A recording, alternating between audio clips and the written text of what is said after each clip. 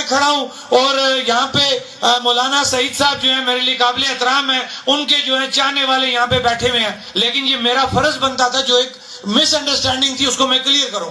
وہ اس لیے کہ میں کشمیر کے ایک کونے سے آ کے اس جگہ پہ یہ مس انڈرسٹینڈنگ کلیئر کرنے آیا ہوں. اس وقت اگر آپ کو یاد ہو تو ان کا ایک پروگرام آ گیا تھا 27 تاریخ کو، یاد ہے نا آپ کو؟ اب ہوا کیا، ان کا پروگرام آ گیا، شو یہ کیا گیا کہ جی ان کا پروگرام جو ہے ہماری کال کے بعد آیا، یہی تاثر دیا گیا تمام سوشل میڈیا کے اوپر. اب یہ چیز میری غور سے سنیں، ایکشن کمیٹی نے کبھی اس پہ سوشل میڈیا پہ بات نہیں کی تھی. وہ لوگ جو کسی بھی صورت اس ایکشن کمیٹی کی ایس او پی یا اس ایکشن کمیٹی کی اس جڑت کو چلتے نہیں دیکھ سکتے، ان کی دکانیں بند ہو رہی ہیں. انہوں نے اس وقت مولانا سعید صاحب اور ان کے پورے سسٹم کے اوپر انگلیاں اٹھائیں مختلف پیجز کے اوپر سے.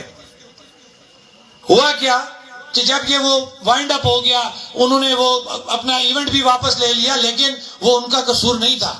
ہوا اس طرح تھا کہ مظفر آباد میں انہی کے متعلقین کچھ علماء میرے پاس آئے، یہ میں آن ریکارڈ بات کر رہا ہوں.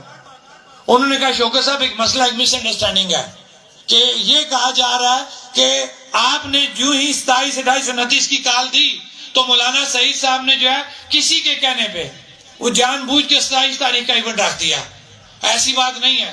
انہوں نے، میں حلفاً آپ کو بات بتا رہا ہوں، میں کسی سے نہیں ڈرتا، صرف خدا سے ڈرتا ہوں. انہوں نے حلفاً میں یہ کہہ رہا ہوں کہ اپنا دعوت نامہ جو 25 دن پہلے 27 تاریخ ان کی طے ہو چکی ہوئی تھی وہ لا کے میرے سامنے رکھا. کہ یہ بات آپ ذہن میں رکھیں کہ ان کا پروگرام ہم سے پہلے اناؤنس تھا 27 تاریخ.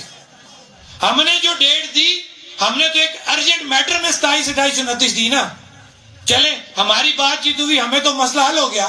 لیکن میں ان لوگوں کو مخاطب کر کے یہ بات کرنا چاہتا ہوں کہ جن کے اور مقاصد ہوتے ہیں، وہ کہیں اور سے بول رہے ہوتے ہیں.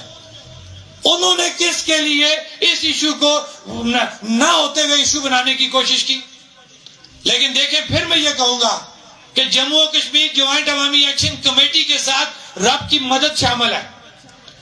جو بھی مس انڈرسٹینڈنگ یا غلط کام ہوتا ہے اس کو رب خود ٹھیک کرتا ہے. مولانا صاحب کو جب یہ چیزیں دیکھی، ہم نے ان کو نہیں کہا، انہوں نے خود وہ اپنا پروگرام ہی کینسل کر دیا تھا. یہی بات ہوئی تھی جی. لیکن میں یہ کہتا ہوں کہ ان کا پروگرام ہماری کال سے پہلے 20 سے 25 دن پہلے اناؤنس ہوا تھا. یہ چیز آپ لوگوں کو کلیئر ہونی چاہیے کہ جو لوگ یہ تاثر دینا چاہتے تھے وہ انتہائی غلط تھے، بے ایمان تھے، جھوٹے تھے. ان کو دنیا میں بھی رب ذلیل کرے گا اور آخرت میں بھی اس جھوٹ کے اوپر وہ ذلیل ہوں گے.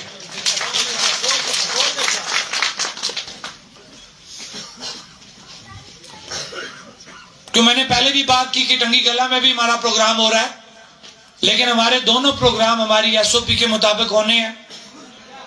جو لوگ ہماری ایس او پی کے مطابق، یہ ایس او پی ہماری نہیں ہے، یہ ایس او پی آپ لوگوں کی ہے.